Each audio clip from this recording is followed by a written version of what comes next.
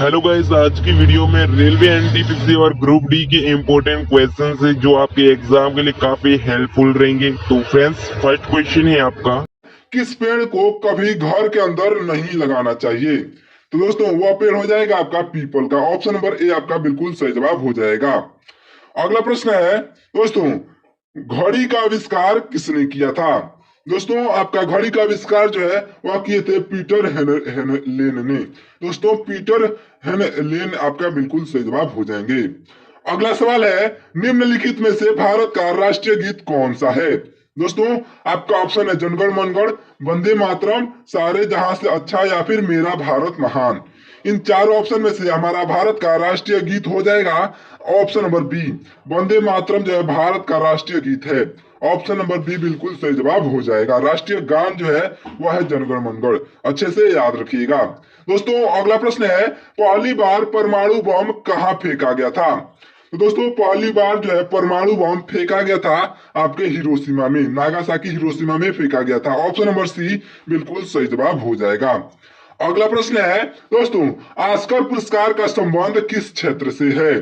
तो दोस्तों ऑस्कर पुरस्कार का संबंध जो है वह है आपके सिनेमा क्षेत्र से। ऑप्शन नंबर सी बिल्कुल सही जवाब हो जाएगा।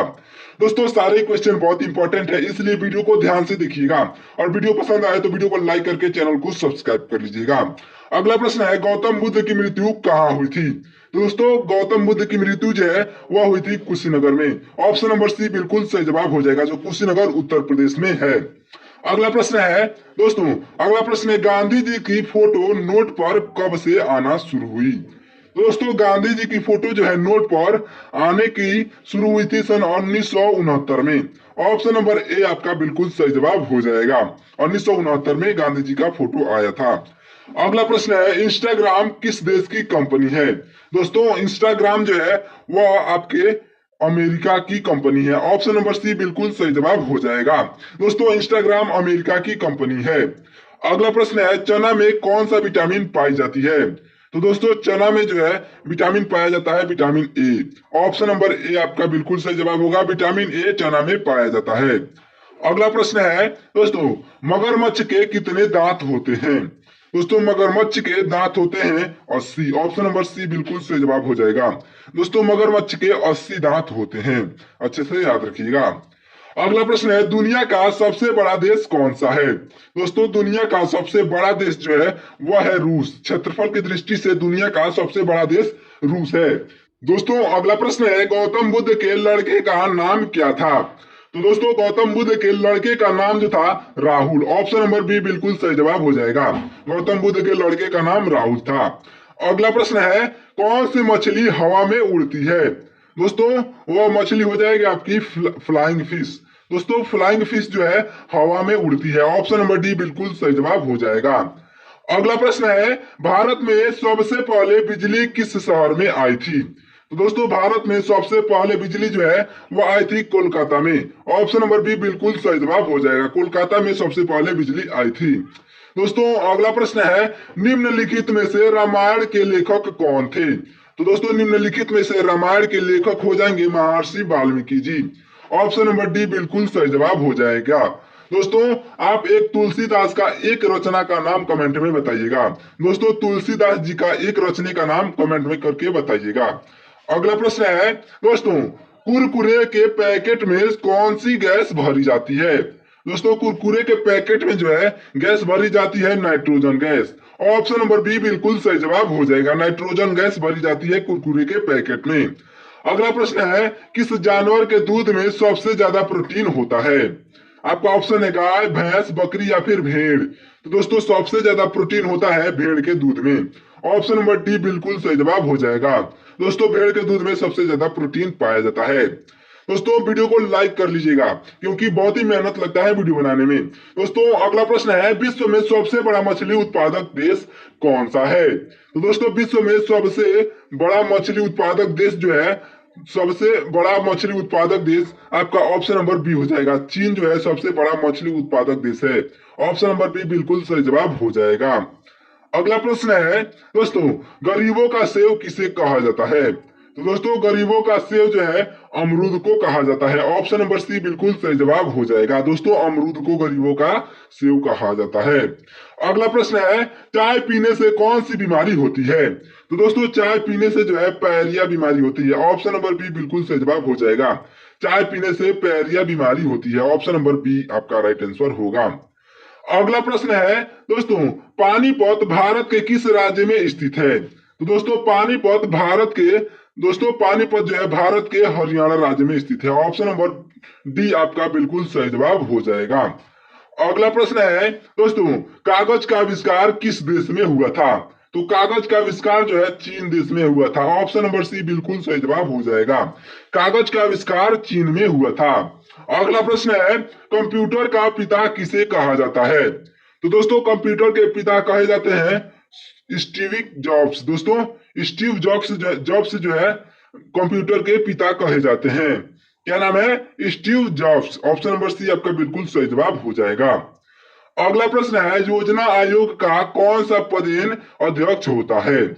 इन चारों ऑप्शन में से योजना आयोग का कौन सा पदेन अध्यक्ष होता है? दोस्तों आपका ऑप्शन है राष्ट्रपति, उपराष्ट्रपति, प्रधानमंत्री या फिर वित्त मंत्री। दोस्तों ये क्वेश्चन बहुत ही इंपॉर्टेंट है आपके एग्जाम के लिए। आपका right answer option number C हो जाएगा। प्रधानमंत्री आपका बिल्कुल सही जवाब हो जाएगा। अच्छे से याद रखिएगा। दोस्तों अगला प्रश्न है, संविधान सभा के झंडा समिति के अध्यक्ष कौन थे? तो दोस्तों संविधान सभा के झंडा समिति के अध्यक्ष थे आपके जेबी कृपलानी। ऑप्शन नंबर बी बिल्कुल सही जवाब हो जाएगा। जेबी कृपलानी जो है संविधान सभा के झंडा समिति के अध्यक्ष थे, जेबी कृपलानी। ध्यान से याद रखिएगा। अगला प्रश्न है, सबसे प्रबल औपचायक कौन सा है? सबसे प्रबल औपचायक जो है वह हो जाएगा आपका ऑप्शन नंबर सी, लिथियम धातु आपका बिल्कुल सही जवाब हो जाएगा। ऑप्शन नंबर सी आपका राइट आंसर होगा। दोस्तों अगला प्रश्न है, राष्ट्रीय युवा दिवस कब मनाया जाता है? तो राष्ट्रीय युवा दिवस जो है वह मनाया जाता है आपके 12 जनवरी को। ऑप्शन नंबर बी बिल्कुल सही जवाब हो जाएगा। राष्ट्रीय युवा दिवस 12 जनवरी को मनाया जाता है।